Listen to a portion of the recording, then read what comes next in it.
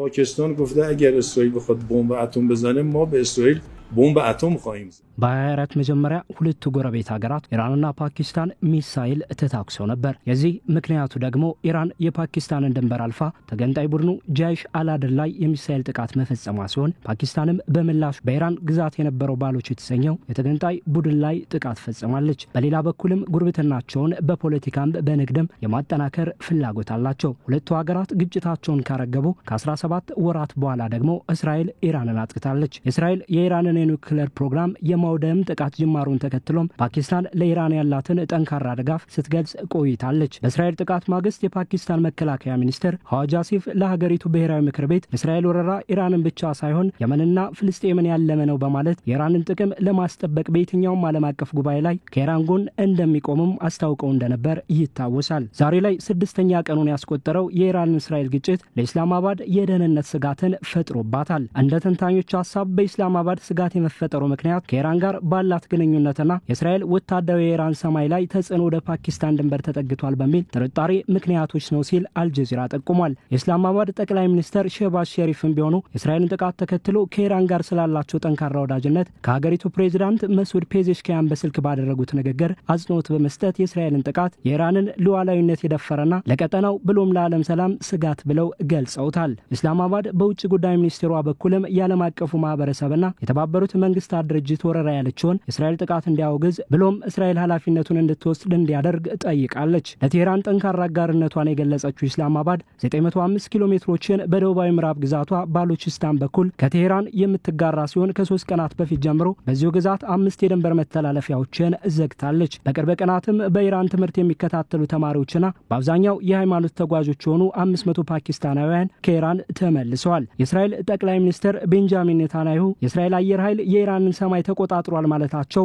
ለኢራን ጎረቤቷና የእስራኤልን ሀገርነት ያልተቀበለችው ባስ ብሎም እንዳደገኛ ጠላት ለምታያት ፓኪስታን የሚያስደስት አይደለም። እስራኤልን የኢራንና ፓኪስታን ድንበር የአየር የበላይነትንም አትፈልገውም። ተንታኞች እንደሚሉት በዚህም ሳቢያ ወደ ግጭቱ ልትገባ ትችላለች። የኢራን የጦር ጄኔራልና የብሔራዊ ደህንነት ምክር ቤት አባል ሞሰን ሪዛይ ለኢራን ሚዲያ ፓኪስታን እስራኤል የኒውክሌር ጥቃት ከፈጸመች እኛም በኒውክሌር መሳሪያ እናጠቃታለን ብላለች ማለታቸው ዓለም አቀፍ ትኩረትን ስቦ የነበረ ቢሆንም ፓኪስታን አስተባብላለች። የኢስላማባድ የገንዘብ ሚኒስትር ኢሳቅ ዳር ለሀገሪቱ ምክር ቤት እንዳሉት የጄኔራሉ ሐሳብ ኃላፊነት የጎደለውና የውሸት ዜና ነው። የፓኪስታን ኒውክሌር ለራሷ ደህንነትና መረጋጋት የሚውልም ነው ሲሉ አጽንኦት ሰጥተዋል ሲል ኢኮኖሚክ ታይምስ ዘግቧል። ስቴትድ ፖሊሲ It is for the purpose of our self-defense. እንደ አረብ ኒውስ ዘገባም የመከላከያ ሚኒስትሯ ሐዋጅ አሲፍ እስራኤል ጥቃቱን ከጀመረች ጀምሮ ከኢራን ጋር ምንም አይነት ወታደራዊ ትብብር አላደረግንም ማለታቸውም ተመላክቷል። በድንበር አካባቢ የተገንጣይ ቡድኑ ባሮች መኖር ብቻ ሳይሆን በኢራን ሰማይ ላይ ጥቃት እየፈጸመች ያለችው እስራኤል በምዕራባዊ ድንበሯ መጠናከሯም ለፓኪስታን ስጋት ነው። ፓኪስታን እስራኤልን በስጋትና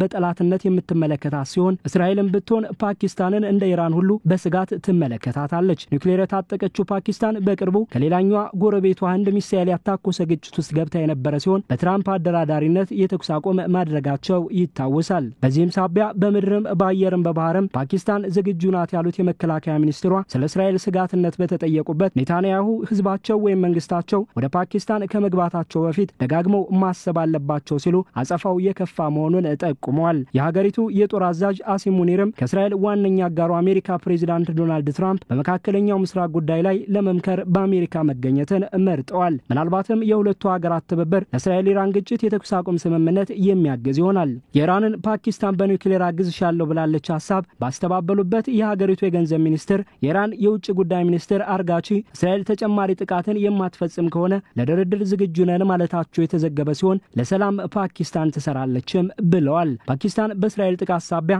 በባሉቺስታን ያለው ወታደራዊ ቡድን እንዳይጠናከር የነዳጅ ዋጋ እንዳይጨምር ስጋት አለባት። ዲፕሎማቶቿንም ከኢራን እንዲወጡ አዛለች። አሁን ደግሞ ከትራምፕ እንዲመክሩ ወታደራዊ ኃላፊዋን ልካለች። ፓኪስታን የሁለቱን ሀገራት ግጭት በመስጋትም ከጎረቤቷ ኢራን ጋር የምትገናኝባቸውና የአየርና የየብስ መንገዶችን ዘግታለች። ኢራን በኒውክሌር አግዝሻለሁ ብላኛለች ማለቷንም አስተባብላለች። በሌላ በኩል እስራኤል ወደ ፓኪስታን ለመግባት ከማሰቧ በፊት ደጋግማ ታስብ በማለት በተጠንቀቅ መቆሟን ገልጻለች። በዚህ ግጭት የኢራን የጥንካሬ መጠን የፓኪስታንን የቀጠናው አቋምንም የሚወስን ይሆናል።